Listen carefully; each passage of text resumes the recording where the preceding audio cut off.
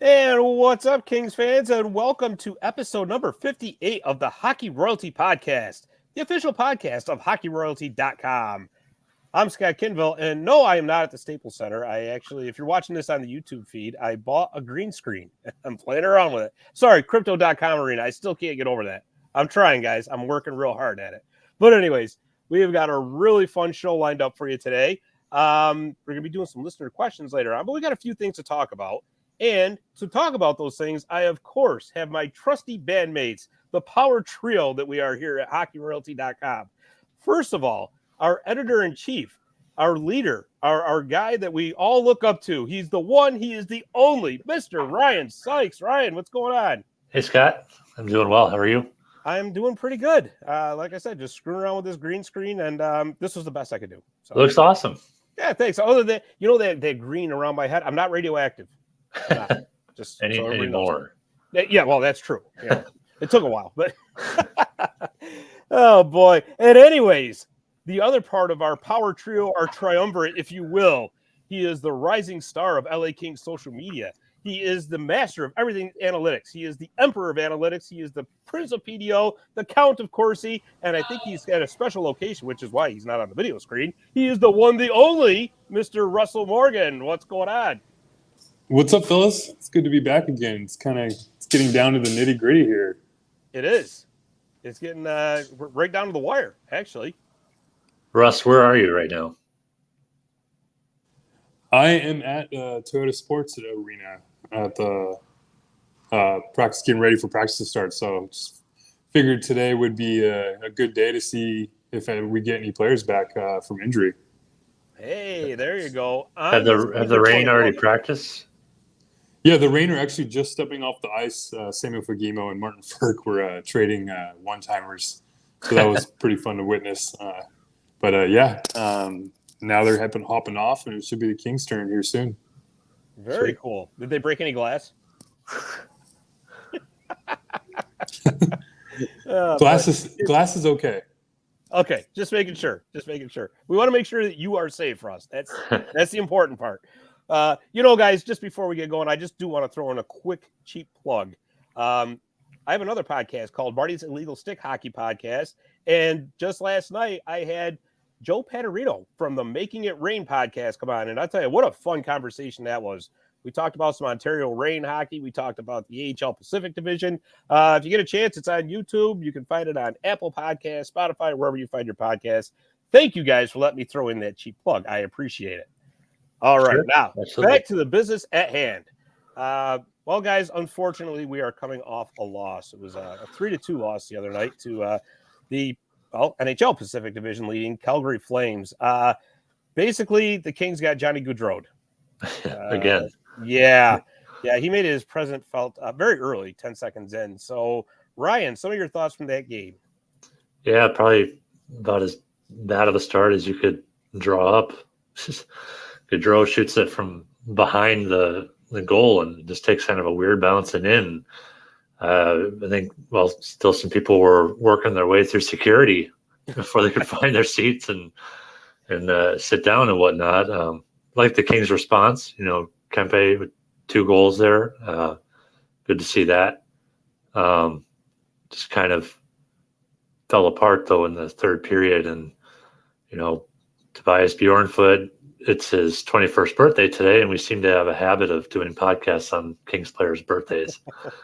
Just kind of had that awful, for whatever reason, he didn't use his stick when the puck was going around the end boards and tried to, I guess, kick it with his skate or whatever, but he ended up kicking it right into the slot, and Gaudreau did the rest, or Carpenter to Gaudreau did the rest. It was tough. And I guess one of the major takeaways in that too is they only converted on 1 of the 6 power plays, including 3 in the third period. So, it's been better of late. I think coming into that game, they were like 5 of their last 15, going back to the Nashville game. But, you got to be able to convert on the power play. I know we've been saying that all year long, but you got to make something happen there. Yeah, no doubt about it. How about you, Russ? Yeah, like Ryan mentioned, that start, obviously wasn't what the Kings wanted to see, and especially against the Flames team that once they hold the lead, they're pretty good at keeping it. Giving up that first goal 10 seconds in is just kind of a killer almost. And as the game kind of went on, Adrian Kempe scored 2 goals and give the Kings a 2-1 lead. You were kind of feeling pretty good, especially after the 5-on-3 goal that he sniped. It just kind of, the second period, the wheels kind of fell off, and it was kind of strange to see. You were hoping for a little bit more pushback, and the Kings, I thought, played pretty well throughout the whole game. They just kind of they just beat themselves, it felt like. So there's been a few games where they played like that this season where it looks like they've kind of had the momentum at certain parts, but then they just kind of make these turnovers or these really costly mistakes, especially the one with Tobias Bjornfoot. You don't really expect that from him. So that was really unfortunate to see. What about you, Scott? What were some of your takeaways? Well, first takeaway is, where would we be if we didn't get 5 or 6 points on that Canadian road trip? Right. Hard to believe that if the Kings had won that game against Calgary, they would have been within 1 point of first place. And now, all of a sudden, unfortunately, Vegas is getting hot. And Edmonton. By the way, I do want to mention, thanks for nothing last night, San Jose. Thank you so much for that big tease. Appreciate it. They were up 1-0 into the third period and lost in overtime. But it feels like the Kings have been getting no help lately. Yeah. Right? No. Well, for all the help that they got earlier in the season, it's kind of reversed. Yeah, that's true. But I mean, that's also hockey, right? Everything seems to come back to the medium, Yeah. I think trying to recall, I think January 1st they went like 19-9-3, while the rest of the Pacific Division kind of crapped the bed, Right. So they surged to second place, but we'll get into it here in a little bit. But they got to figure out a way to bounce back. Yeah, and I'll tell you, obviously Calgary is, let's face it, they're the best team in the Pacific Division. I mean, and really the Kings did not play their best game. So to only lose 3-2, as much as it stinks to lose, I mean, that could have been much worse, really. I think all the games this year against Calgary were 3-2 finals, I guess if you want to include the shootout as a 3-2 final. But well, Daryl Sutter always said it's a 3-2 lead. Yeah, right? exactly. Kind of living that mantra, what was I going to say? The game in Calgary, though, I didn't realize that Calgary, I think Alex Faust said it on the broadcast, but they have one of the lowest ozone times for all teams in the NHL. And you kind of saw it there. They were pretty much one and done for the entire night as far as, I guess, rushes into the attacking zone. But it's kind of the opposite the other night. They seemed to be in the Kings' defensive zone a lot of the time, and I noticed a much more physical battle. Right. No doubt about it. And I do want to say that. I mean, Adrian Kempe heating up again is only going to be good for the Kings. And I want to say with Kempe, what's really refreshing is not only to see the goal scoring this season, but the change in his demeanor. Mm-hmm. And I'm not saying this in a bad way, but it seemed like up until this season, you didn't see that fire out of him. Right. It was always just kind of a laid back kind of not lazy at all, but just a laid back kind of, I'm going to not really get too fired up about this. This season, especially against that Calgary game, you could see he was visibly getting upset. And when he gets upset like that, he brings it. Yeah. I mean, he's got a little bit more swag in his step or skate, whatever you want to say. I forget which game it was, but he shushed the crowd after his goal. The Vegas game. In Vegas, yeah. So at the Panthers game, after Ferk scored, he said something to, was it Huberdeau? Yes. I remember that too. Or was it Mackenzie Weegar? No, I can't remember who it was, but and then he had the celebration in the corner after he scored. I believe it was his power play goal. So yeah, I mean exactly. I mean, and that's exactly what the Kings need is so not only for his goal scoring prowess, but you know what? It's nice to see a little attitude out in the ice too. Yeah, and that was something McClellan had talked about at the start of the year, that there needs to be this new wave of veterans, I guess that you could say, come in and kind of take leadership of this young team. So you have players like Iafallo, Kempe, Matt Roy stepping up into more of a leadership role and being more vocal on and off the ice, which has been a good thing to see. One of the more positive things from the season. Absolutely. Absolutely. Well, Russ, you are at LA Kings practice right now. And as everybody knows, the Kings have been just beset by a rash of injuries up and down the board. I mean, the list can go on. We could probably spend the next 10 minutes just listing off all the injuries, which we're not going to do. But just tell us who's healthy, Scott. It might be shorter. Yeah, that'll take about 15 seconds. But since Russ is at practice right now, is there anybody that you can see that's going to be making a comeback very soon? Well, I guess we'll have to wait maybe for another half an hour or so. We're recording this, I think it's 10:15 right now. So they're scheduled to take practice at 11. I know Lemieux, Roy, and even Dustin Brown were skating with the team just recently, I think a couple days ago. So I think the update was that they might get maybe one player back at a time. So I think Lemieux might be the next one on deck in terms of making a return to the lineup. And that's a player that the Kings need. He brings that tenacity, that grit, and that's something that is not really present on the lineup right now. So he would be a very welcome sight on the Kings lineup on Thursday. Yeah, what do you think, Ryan? Yeah, I mean, I read that as well in terms of getting one player back at a time.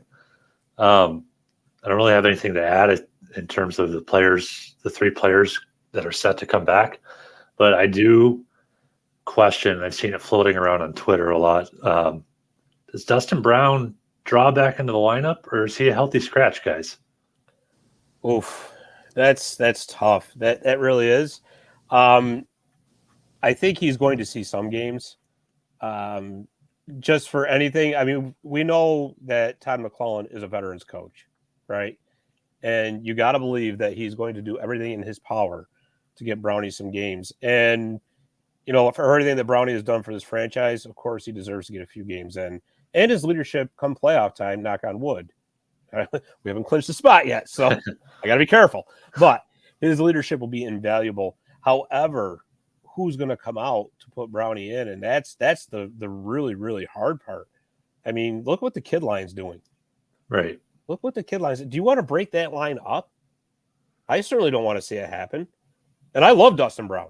But I don't want to see that line get broken up right now. They're bringing an energy and a production to the Kings that we haven't seen in quite some time out of their young players. And it's you know what? It's fun to watch. Yeah, as much as this might have upset a few people who are kind of behind the Velarde train right now, I wouldn't be opposed to slotting Brown back alongside Quentin Byfield on that third line.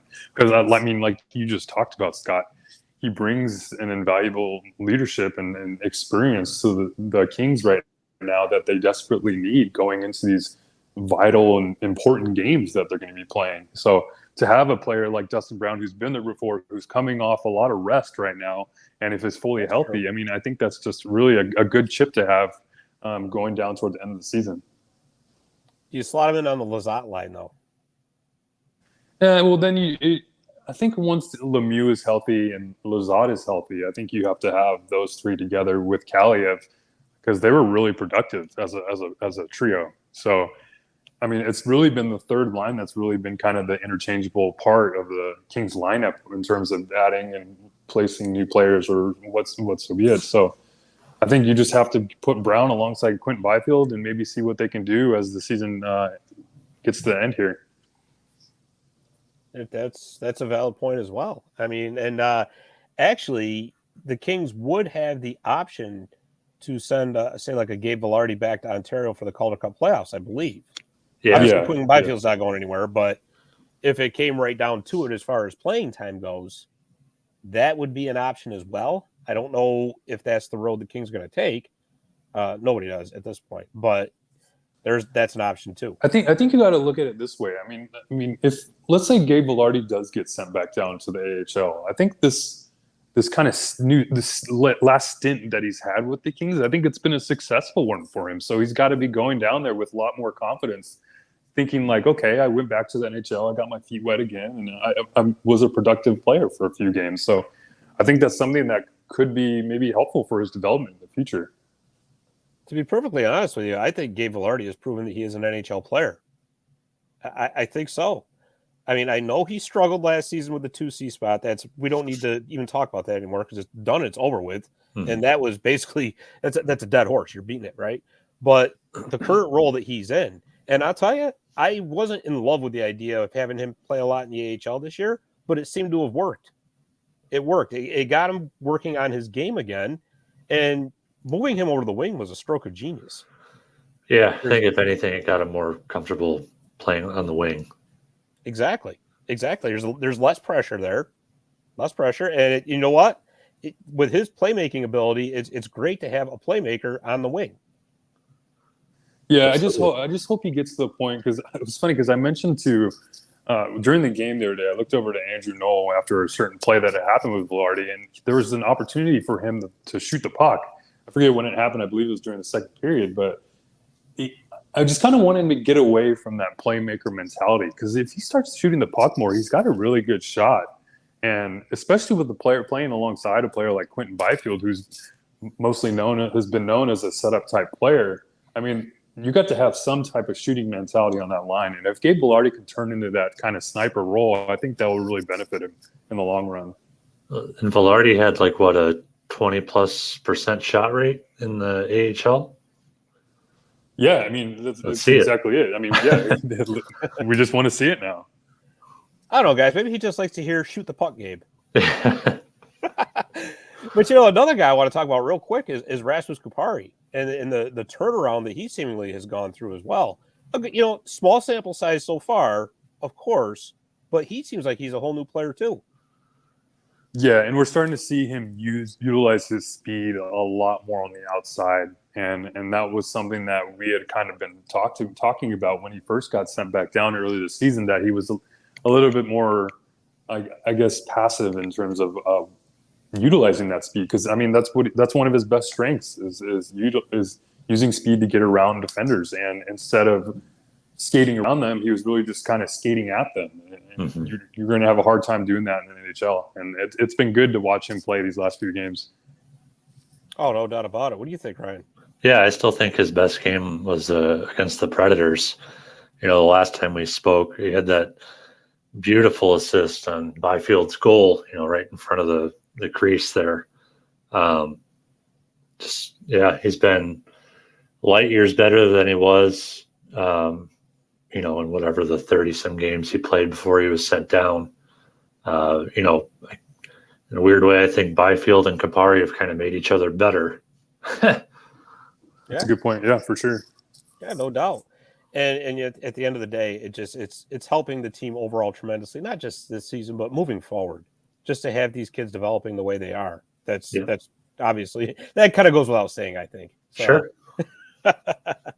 All right, guys. Well, listen, we've been at it for about 20 minutes. Why don't we take a quick commercial break here? We'll get a word in from our friends at the Hockey Podcast Network and DraftKings Sportsbook as well. And then when we come back, we'll do a little preview of the Edmonton game. And we got listener questions coming, which we always have a lot of fun with. So stick with us. We'll be right back.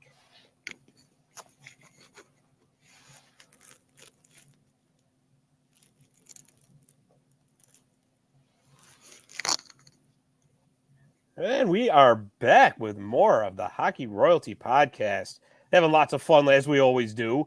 And speaking of fun, we got another Kings game coming up Thursday night. Well, it would be tomorrow night, but if you're listening tomorrow, I don't want to screw everybody up and think the game's on Friday, right? So I don't want to be that guy, So anyways, Edmonton Oilers are coming to town. Connor McDavid, Leon Draisaitl, and his crew are coming into Crypto.com Arena. Huge game, guys, as now, since I mentioned earlier, thanks for nothing, San Jose, Edmonton now sits in second place, whereas the Kings are in third. So, Ryan, your thoughts on the upcoming Edmonton Oilers game? Most important game since 2018 for the Kings. Wow. I like it, going out on a limb. I mean, these last two really have been, right? Just with how hot Edmonton has been, and even Vegas, right on their tail. I think the Kings are 6-5-3 since March 10th, while the other teams are pretty much blemish free. You also got to watch out for the Stars, who are streaking, no pun intended. The Stars tonight are big and bright. But yeah, they got to figure out a way to win this game. Yeah, no doubt about it. How about you, Russ? Yeah, I echo Ryan's sentiment there. The most important game since 2018. I mean, the Oilers are a team that's the Kings are probably maybe going to be fighting a playoff spot for, and you're also got to look at possibly home ice advantage for the first round of the playoffs. But I know Draisaitl didn't play in last night's game against San Jose, so it'll be interesting to see if he is able to skate in tomorrow night's game. But it's just a hugely important game, and it can't get much bigger than McDavid and back in LA going up against the Kings with them only separated by 1 point. Which is still actually kind of funny to say, thinking about it. I mean, you wouldn't have thought that at the beginning of the season, but no, here we are, and it's been a fun ride so far. Russ, are you going to the game press box? Yeah, I'll be there. Okay. Yeah, I would imagine it's going to be a playoff-like atmosphere. Yeah, and actually, the fans. Yeah, the fans were great on Monday. The game against the Flames. I mean, that first period was just, one of the more exciting periods of hockey I've seen all season there. I mean, you had Tkachuk doing his typical thing, and then Gaudreau just throwing Sean Durzi in a headlock out of nowhere. So there's a lot of fun, and it's just really good to see the excitement back in Staples Center as we get down to the nitty-gritty here. Oh, no doubt about it. Or it. crypto, sorry. Don't get see, mad I'm at not me. the only one that did it. All right, I started a trend here. Oh, boy. Yeah, there's no doubt about it. This is, I don't want to say it's must win because it's not, but it's really need to win. Let's put it that way. So it's almost like the almost Hall of Fame, right? So you have to at least come away with 1 point in this game because you don't want Edmonton getting too much separation because I think they still have a game in hand. I was just going to say that they do. So, and not to mention, the Kings aren't exactly out of the woods yet, schedule-wise. I mean, we just had Calgary Monday. You got the Oilers Thursday, and you still have the Avalanche and the Wild coming up on the schedule. So, obviously, there's no givens in the NHL. And yes, the schedule does get a little bit easier after that. But when you have two legit playoff teams after the Oilers in the Avs and the Wild, you cannot afford to give up points. Not at this juncture. And especially the Oilers, you hate to say it, but they're actually playing pretty good hockey right now. They're getting their act together at the right time. So, and of course, this is the Edmonton Oilers, so they could turn around and lose 5 in a row after I said that. But they're not right now. And the fact of the matter is, you're in a situation right now where you have to keep up with the Joneses. Yeah, 10 games left, 6-4. If the Kings go 6-4, that gets them to the 98-point mark. I think that gets them in. So just try to rattle off 6 wins any way you can, and it starts with a big game tomorrow night. And I don't think they can overlook the Blackhawks either next Tuesday. I mean, they did lose to them in a shootout at the end of March. Yeah, and that's a good point because you get to these games where you're playing against these like kind of lowly teams like the Blackhawks, the Kraken, the Ducks, but I mean they're icing lineups with players that are with young players that are kind of gunning for roster spots now and in the future. So you're going to be playing. I mean, a lot of these games, even if we look at the schedule and the records of these teams that the Kings are playing, they're still going to be really hard games to win. So I mean, any game you play in the NHL is going to be tough, and with these next couple games, it'll be interesting to watch. No doubt about it. And Ryan, since you're going to be there on Tuesday night against the Blackhawks, I am in Chicago, you need to go down and give it like a pregame speech. We got faith in you. Give it the Herb Brooks speech. Can I use expletives? Yes, whatever it takes. I'm looking forward to that press conference. Yeah, that speech by Ryan Sachs really pumped up the group. Really got him going. The guys were ready to skate through a brick wall after he was done. It was awesome. Oh, boy. But, yeah, like I said, got to come away with some points here. The schedule isn't going to get any easier for the rest of this week and going into next week. And it's time, boys. It's go time. You got to put the pedal down now. Injuries or not, you got to do it. So, with that said, why don't we go into listener questions? Because this is always fun when we have interaction with our listeners here. So we got them up on the screen there. If you do watch us on YouTube, it'll be there right there. Otherwise, you got to depend on me to read them. So if I had to put the glasses on. So anyways, first one up. David writes, Cal hasn't quite lived up to his contract extension this year. I know it starts next year, but still, how concerned should we be about his performance? And also, if you could trade Quick for 50% retained in the offseason, would you? Russ, you want to take a stab at that one first? Yeah, sure. I guess for Cal Peterson, I guess if his season performance has been switched around, I think I'd be a little bit more concerned. But since he started off slow and now he's kind of regained form a little bit, I'm not as worried as I would have been maybe say in November or December. We're starting to see the Cal Peterson that we saw when he was really playing up to his potential the last few seasons, these last few games. So I think that bodes well for his potential to live up to that kind of number one starter for the Kings in the future. As far as trading Quick, I just don't see if the Kings were to trade Quick, I don't think they're trading him to a team that's looking at Quick as being a number one goaltender. I mean, it would just be more like trying to kind of get rid of his contract, I guess. And even if you were to retain 50%, you're still going to be eating around, was it $2.9 million for a year for next year anyway. Yeah. So and you still got to get a backup. Yeah, and then you're still going to have to sign a backup. So, I mean, Jonathan Quick's proven to be pretty good goaltender, above average. So I don't think it would be the worst thing in the world. I mean, it's going to be expensive. You're hovering around $11 million for goaltending next year, but the Kings aren't necessarily in a cap crunch. So I don't think it would be the worst thing in the world to have them back next year and be the goaltending duo that they were this year. Yeah, I think unless it's a blow their socks off deal for Quick, you don't make that trade for that reason. If you're retaining 50%, like you said, Russ, it's 2.9, and to get a quality backup for Cal Peterson, you're going to be looking at least 2 to 2.5. So what are you really gaining in the end? Because let's be honest, there's really not, as far as I can see, anybody in Ontario that's ready to jump up and take that backup spot from Cal Peterson. Now, with Cal Peterson, I will say that because Jonathan Quick had such a good start to the season, that he did spend a lot of time on the bench. And I think Cal Peterson is one of those guys that needs to be the number one. He needs to know that he's going to get, a majority of the starts in the crease.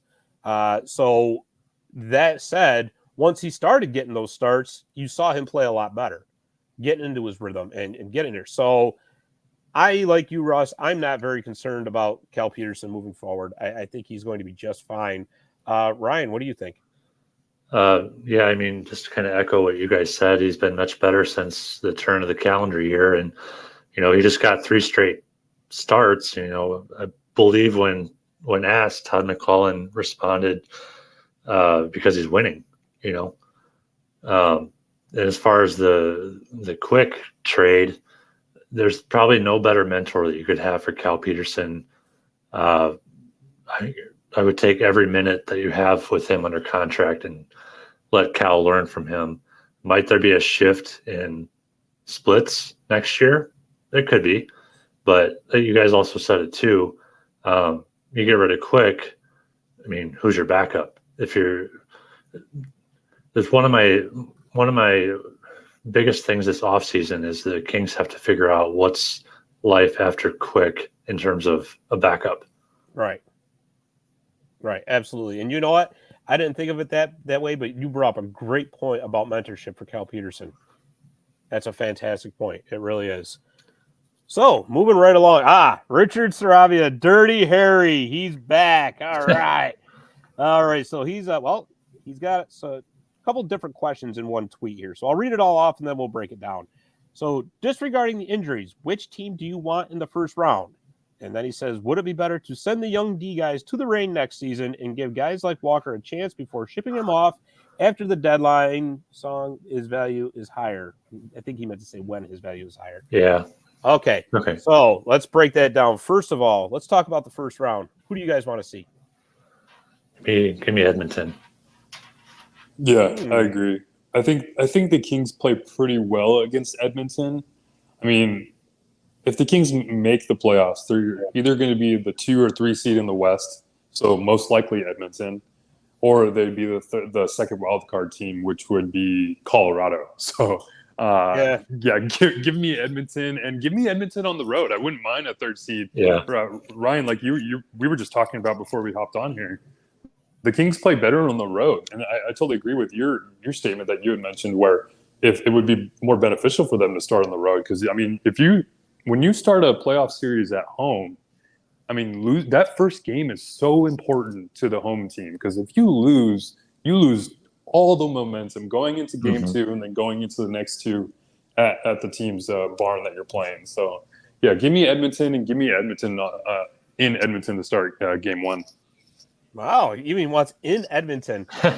Wow, I'll tell you, if there is a team that is built to take on the Edmonton Oilers, it is the Kings, with having Kopitar and Danault down the middle. Yeah, that's what I was going to say too. And you could probably get a few more goals past Mike Smith and Koskinen in there versus some of the other goaltenders that they could face.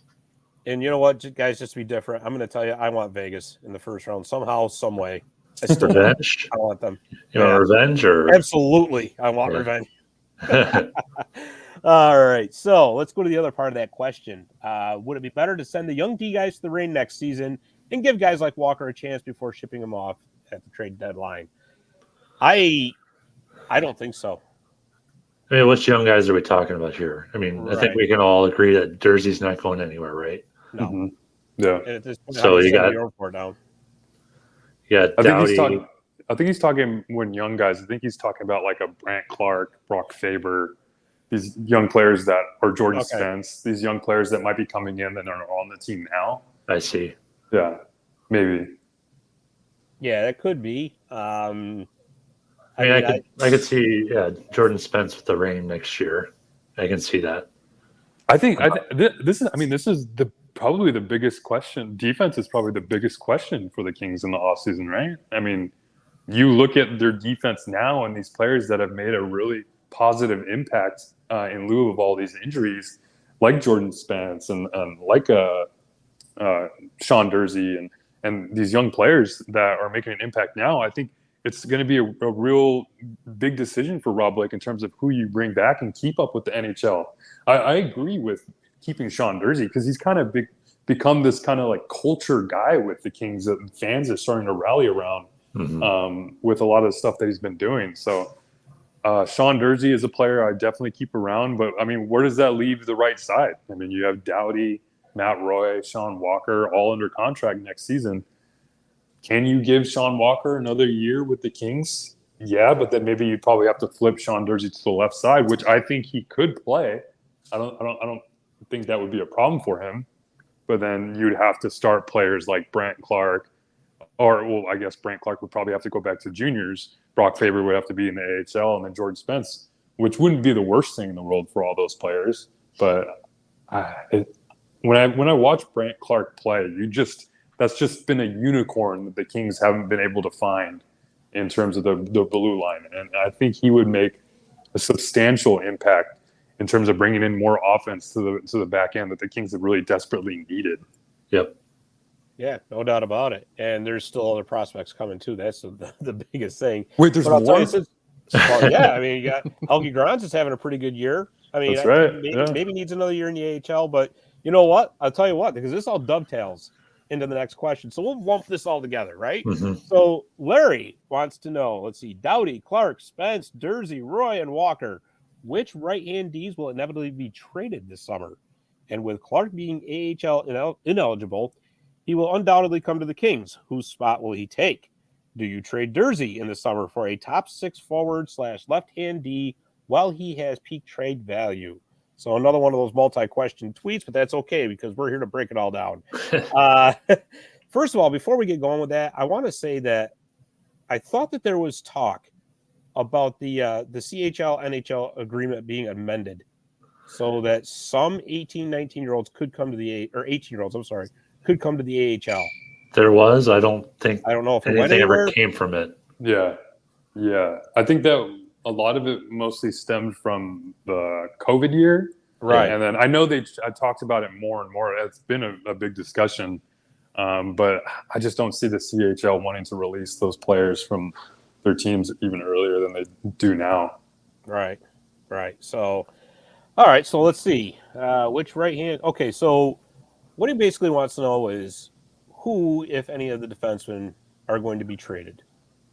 I mean, I'll give you my perfect, I guess, right defenseman lineup for next year, and it's Doughty, Roy, and Clark. And I think the Kings have a good opportunity here to give Clark. He can play 9 games in the NHL, and then they can make a decision there. So I don't think that would be. I think that's something that Rob Blake and the Kings would probably take advantage of to kind of see if he's able to sustain his ability and his play in the NHL during those games. But so you're looking at possibly a Sean Walker being the player that's probably left out of the build, because I mean, like I just said, you watch Brant Clark play, and that's something that the Kings need right now. So right. I guess Russ, under that umbrella, is Dursey on the left side. Yeah, I switched Dursey to the left side. I think the Kings are out of it. It doesn't make sense for the Kings to bring in like a Chychrun. I just don't see it. I mean, with the way Dursey's been able to step in and be this really vital piece for the Kings and be a positive player, there's not really a need for Chychrun or to trade a lot of assets to get him. Use those assets that you're able to trade to bring in a legitimate sniper to help with the power play. That's the biggest problem with the Kings, because if Drew Doughty's healthy, I mean, he's a big player that will help the power play, and we've seen his absence be totally noticeable with the power play this season in the games that he hasn't been able to play. So when I look at the right side, I want to see Doughty, Roy, and Clark. I don't think Matt Roy's going anywhere. I think he's a real important piece that the Kings will have to keep for the future. And then you have another year of really good defense down in Ontario with Spence, Grons, and possibly even Brock Faber on the team, which brings a lot of excitement to that team too. You know, here's a thought too. I mean, with Walker's contract being so team friendly, obviously he wouldn't be hard to trade. And it's not that I want to see Sean Walker get shipped off tomorrow, but it's the musical chairs effect that we've talked about before. Yeah. So looking at next season, you can pretty much assume Mata's gone.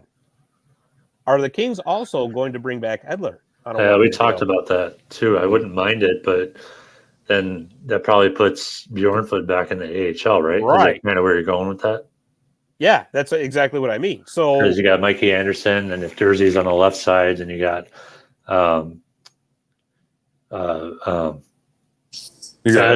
would be Edler. Yeah, sorry, excuse me, I lost my train of thought there. So yeah, it'd be Anderson, Dursey, and then Edler if he was re-signed down the left side. Yeah, because are you doing anything for Bjornfot by sending him back down to the AHL now that he's played so much in the NHL?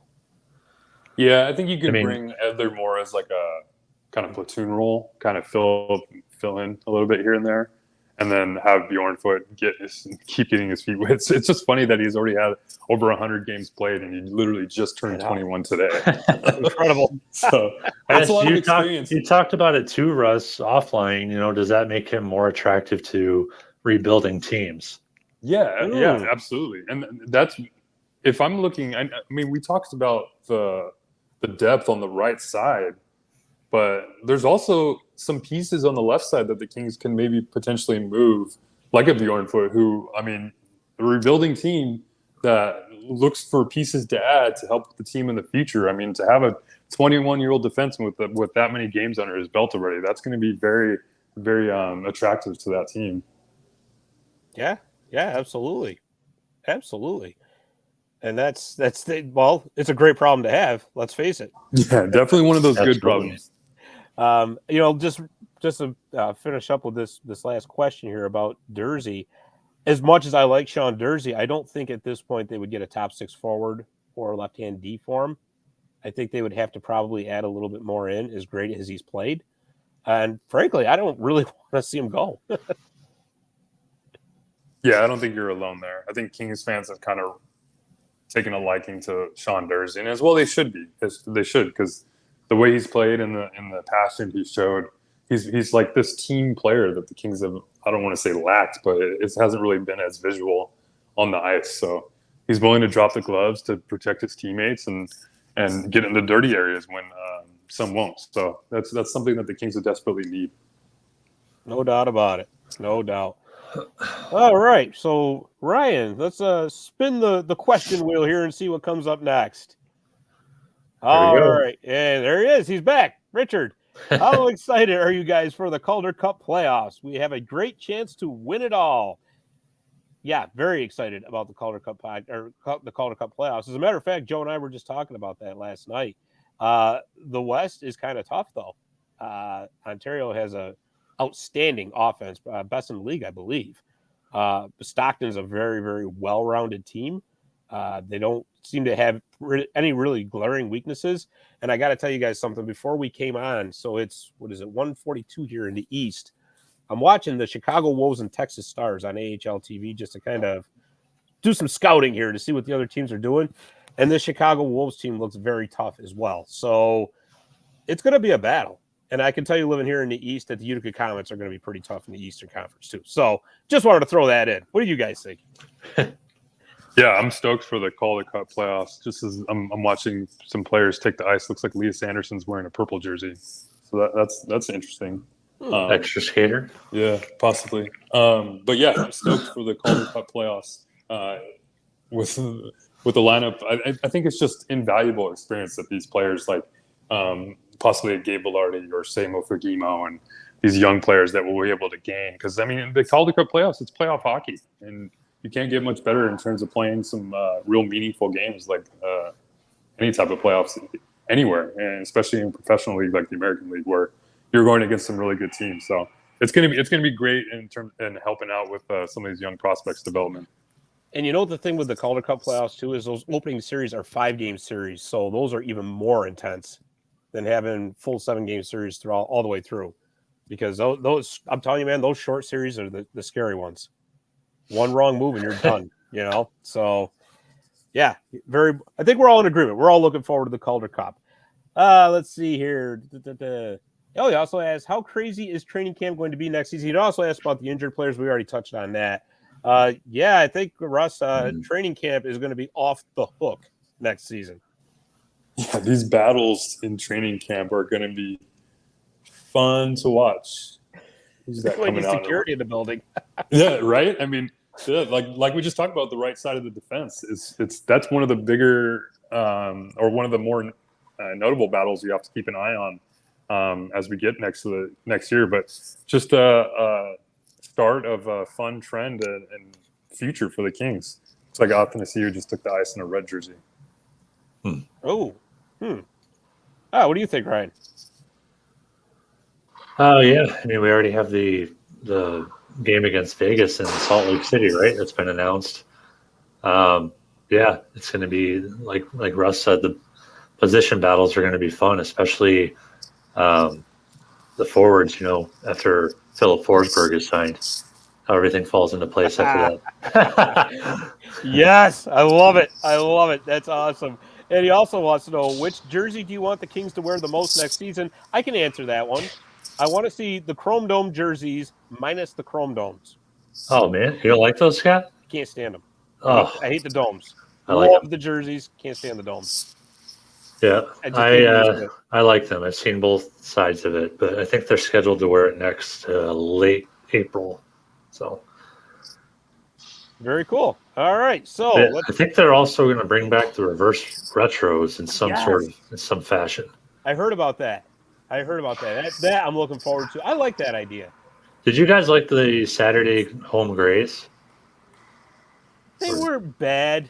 I mean, let's put it this way: I didn't dislike them, but I can live without them. Okay, I liked them for some reason there.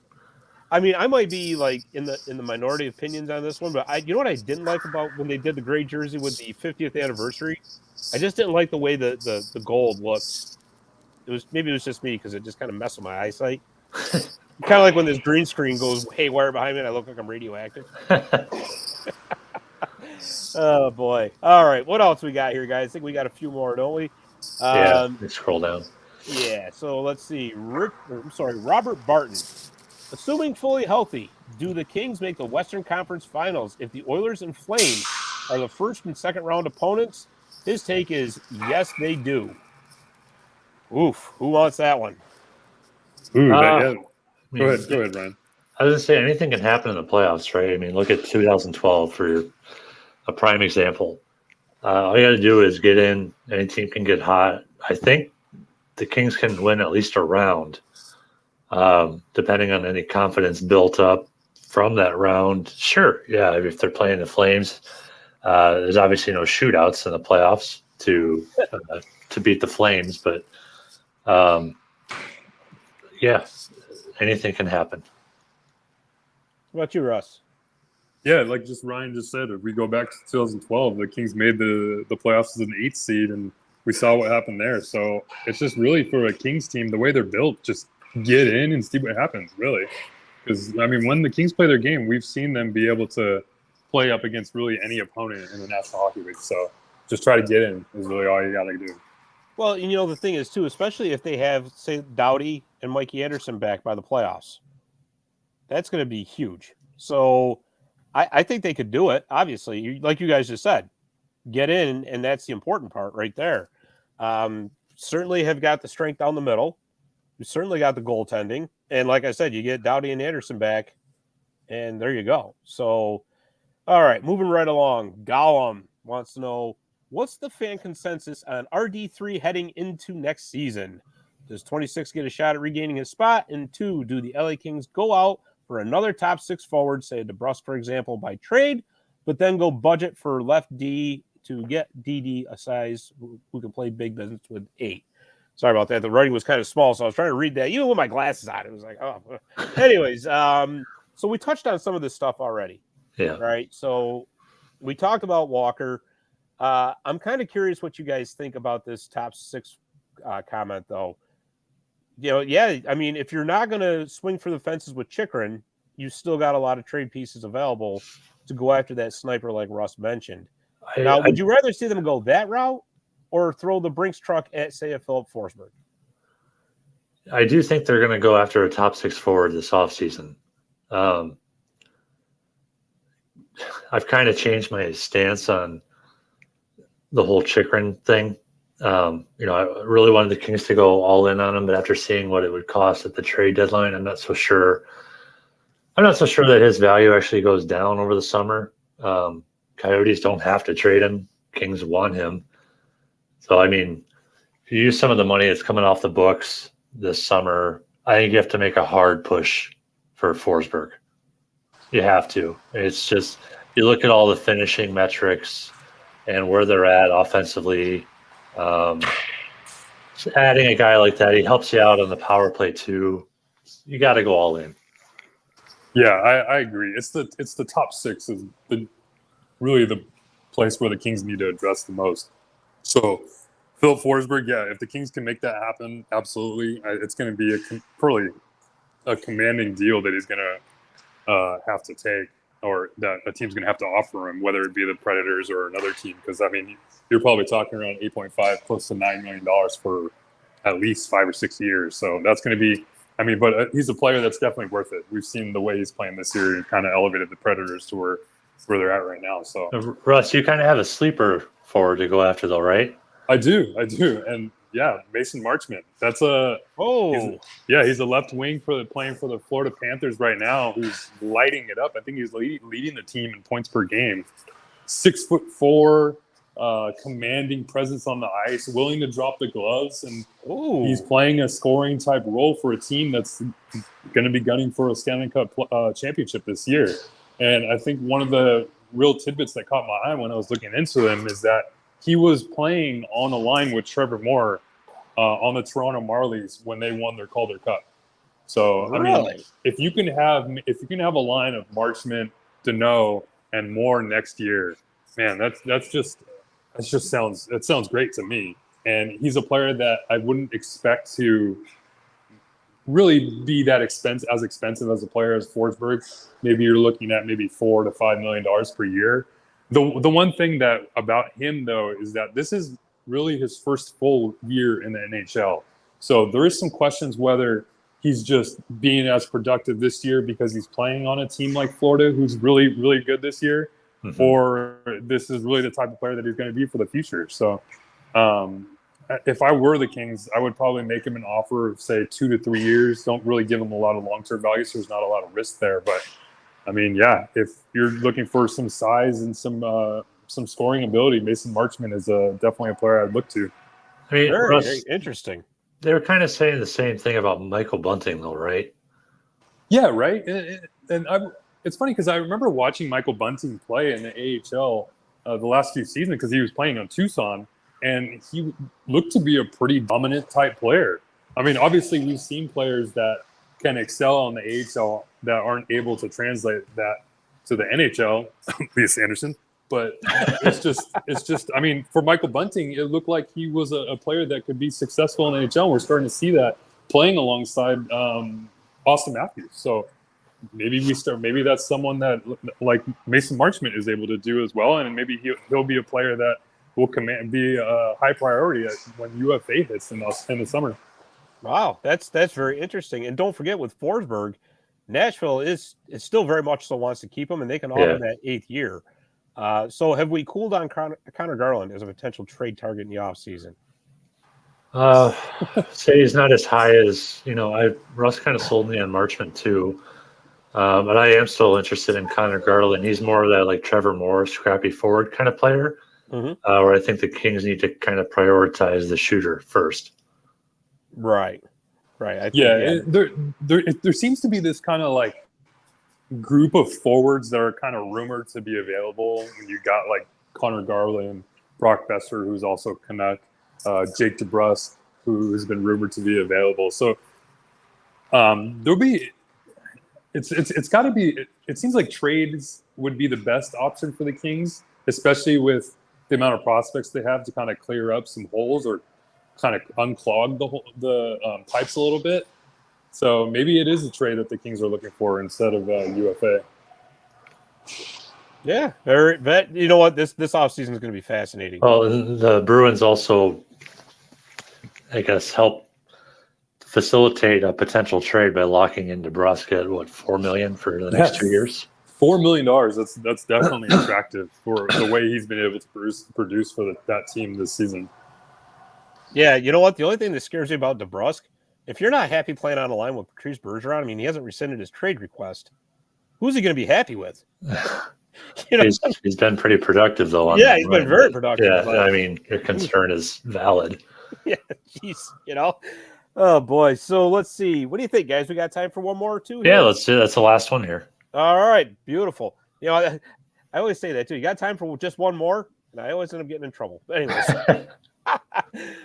see, Chris. He wants to know, when the Kings won the Cup, they traded for Carter, which turned out to be a great move. Do you think they did right by not trading for anyone, or should they have done a win type now move? I was actually thinking about that question on the drive into work this morning. Just how my mind works. Kings were one player away, more or less, when they acquired Jeff Carter. He took them, obviously, to another level, and they ran through 2012 and 2014 as well. Kings aren't there right now. I think they did the right thing by not trading for anyone, especially when you saw what other teams were getting for the Ben Sherratt deal, the Claude Giroux deal. I'm probably missing a couple of other notable trades, but the point being is teams that traded players did quite well in their return. Brandon Hagel, another one. Look at what the Blackhawks did. Yeah. So I think, to kind of sum it up, the Kings, they're not one player away from making a Stanley Cup run. So I think they did the right thing by not trading away the farm. Yeah, I totally agree with that, Ryan. For sure. But the only thing I do want to say to that, and I'm not trying to be contrarian guy. Sure. Did the Kings think that they were one player away in 2012? I'd say the overall roster was better, though, right? I think it was. I think you're right. But I think Dean Lombardi was also a little bit more willing to take a chance than. And I'm not saying that's a good thing or a bad thing either way. I'm just kind of throwing that out there because. No, I mean it's certainly good to have a differing opinion, for sure. How about you, Russ? What do you think? Yeah, I think we're still. I mean, we've talked about it on end. The Kings are still waiting for that Mike Richards type trade to happen, or we're all still waiting for that Mike Richards type trade to happen, and. Obviously, it's probably not going to be a center, but it'll definitely be. I think maybe it happens this offseason because the way that the team is shaping out right now and how clogged the defensive units are, it's bound to happen sooner rather than later. Some interesting line combinations going on right now. Oh, no doubt about it. And I got to say, Russ, it is so cool listening to practice going on behind you as we're recording. It's I'm so like, cool. I'm trying to help you guys, or try to be a part of this podcast, I guess. But then I'm looking at see where Brendan Lemieux's skating and see where Matt Roy's in. But hopefully these players. I know Brendan Lemieux is on the ice in a white jersey, and Matt Roy's in a black jersey with Dustin Brown and Lisa Anderson in purple jerseys. So we're all living vicariously through Russ right now. I mean, if the Kings can get some of these healthy, or get some of these players back and healthy, that's going to help them out immensely. Oh, absolutely. That's for sure. There's going to be some serious roster shuffling, though, as we kind of making the full circle back to the original discussion. Yeah. I'm curious what that looks like. Yeah, definitely. And boy, got some good choices to make, though. They really do. It's not as though they're going to be taking any steps backwards, which is fantastic. And again, we can just be so thankful that the players stepped up the way they did. You know, the Sean Durzees of the world stepped up. Jordan Spence stepped up. Even Gabe Velarde stepped up, right? So, yeah. I mean, that's really what's kept this train rolling. And again, you know, I know the loss to Calgary stings. I know we pretty much have to get points against Edmonton tomorrow night. But I'll tell you guys, I'm still confident. I'm still thinking that this team's not going to go away quietly, to quote a former coach in 2014. So, you guys got anything else you want to add real quick? No, I don't think so. We should let Russ get to practice. Things about to start. Oh, well, wait a minute. No, right. Let's stay on that. I want to keep living vicariously through him. No, I can't. No, that's it. I think that's all we got. We went through all the listener questions. It's been a great talk, as always, with you guys. We want to thank all the listeners who sent questions in. We appreciate it. And again, we always appreciate all the support we get for hockeyroyalty.com, for this podcast, for the Making It Rain podcast, everything. We just appreciate the heck out of everything. So, and we also want to say hi to our friends out at the Hockey Podcast Network. If you're ever browsing on YouTube, Apple Podcasts, Spotify, wherever you're getting your podcasts, check out the Hockey Podcast Network, because so many podcasts on there for hockey. Whatever you're looking for, you will find. All right, so that's all we got for this week. Again, thank you all for listening. We appreciate it. We'll be back next week with another pod. But for now, for Ryan Sykes, for Russell Morgan, I'm Scott Kimball. Thanks for listening, and we'll see you next week, and go Kings go.